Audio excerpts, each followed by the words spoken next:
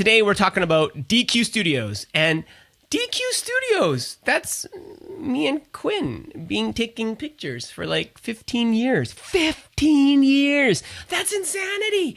I sound so old when I say that because my son is turning 15 this year. So it's very easy to remember how many years we've been doing this. Huh? All right. But last year, we decided to convert our basement and make it into a black and white studio. Legit.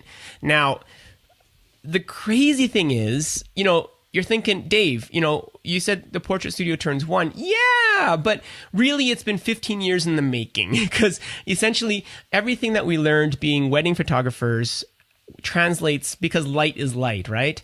But what's nice and perfect about the studio is that we could find the best lights and create the most perfect light in our studio. And we always thought, like, years down the past, that we get so bored if we're shooting in a box, right? And because we're so spoiled as wedding photographers, we get to travel the world. Like we've been to, shot weddings in Panama, Argentina, Thailand, India, Greece, Mexico, of course, all these beautiful, gorgeous places all over the world. And then that just gives you instant inspiration because you're looking around these beautiful environmental portraits that we can take. And that's kind of the opposite of what we've created with the black and white studio. And so it's a kind of a weird thing, but really portraits are portraits, okay? So, and what we want to do in a portrait is document more than what the person looks like. I mean, everybody's got one of these, right? A phone. And so everybody can take a picture these days, right? That's not a big deal.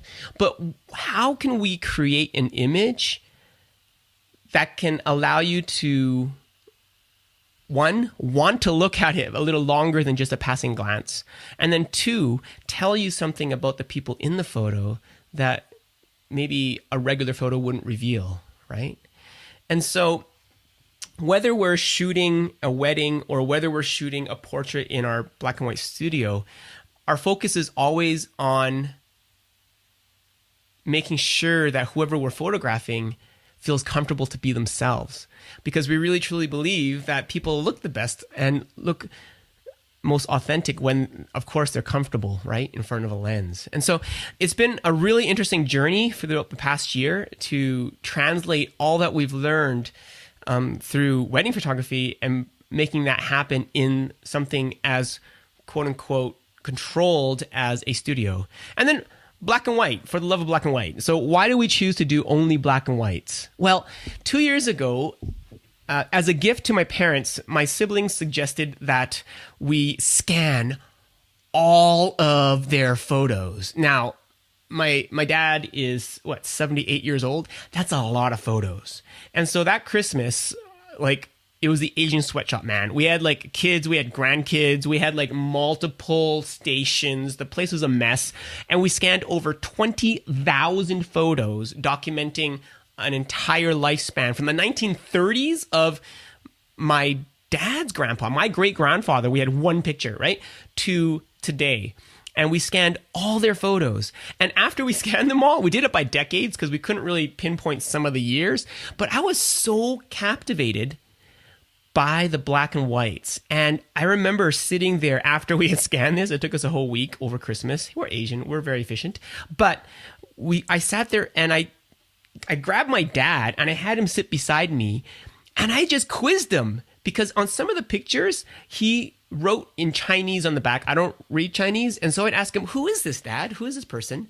And he'd tell me the story behind it. And, oh yeah, that's my high school buddy. Or this is when, your mom and we went to take pictures out on a boat. I was going, whoa, this is crazy.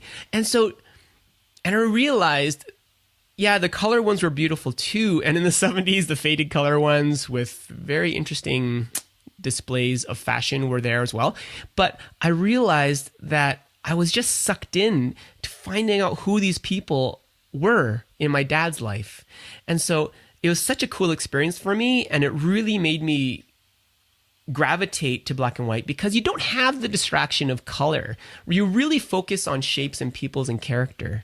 And so that's one of the major reasons that we decided to do a purely black and white studio in our basement. But anyways, I digress. Now, a couple other things. I just realized I've got a Get It Today thing published. I got a typo over there. Oh, sorry about that, guys.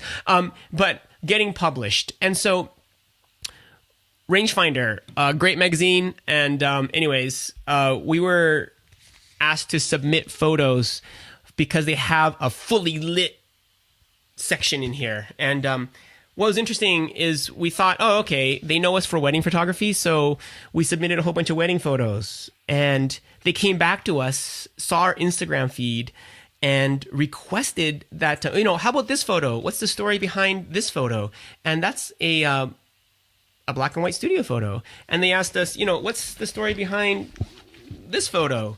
Right? And then they asked us, what's the story behind this photo? And so they actually went and found our black and white work on Instagram and asked us to share the background story as well as the lighting that we did for those. And so we thought, that's interesting. Maybe there are some things resonating with people who know imagery, which is kind of cool. But they also like to have, it's kind of weird, right?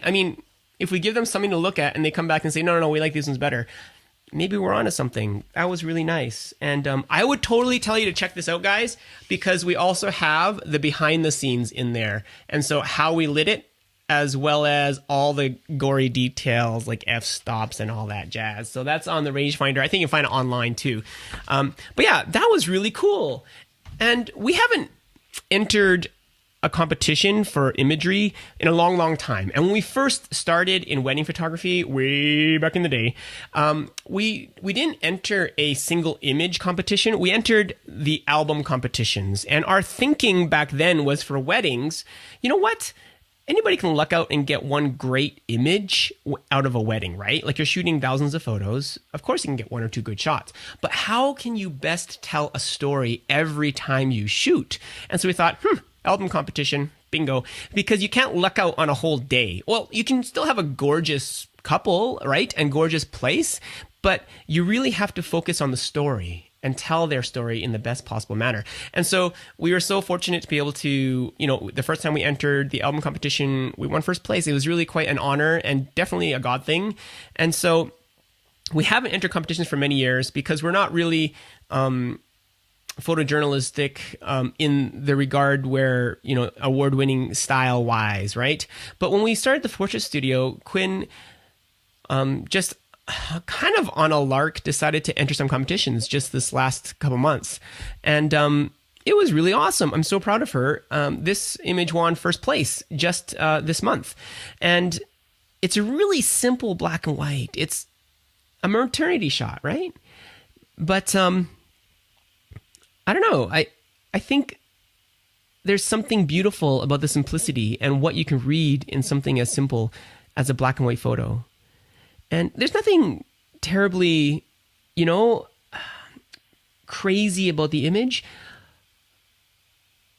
But I think good photos have to make you feel something. And hopefully, looking at this photo, if you feel something, whether it's not knowing why there's a hand on the left side there, or, wow, what could they be thinking? Or wow, what a beautiful bride, or wow, what a beautiful mom to be.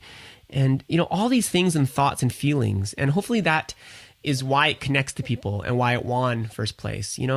We've been able to do some pop-up studios for charity as well. And so through the studio, we've been able to give thousands of dollars to everything from Hope Mission to last year it was for Fort McMurray when there was a fire there as well. So lots of different things have been happening, and it's just the beginning. And so we're so excited.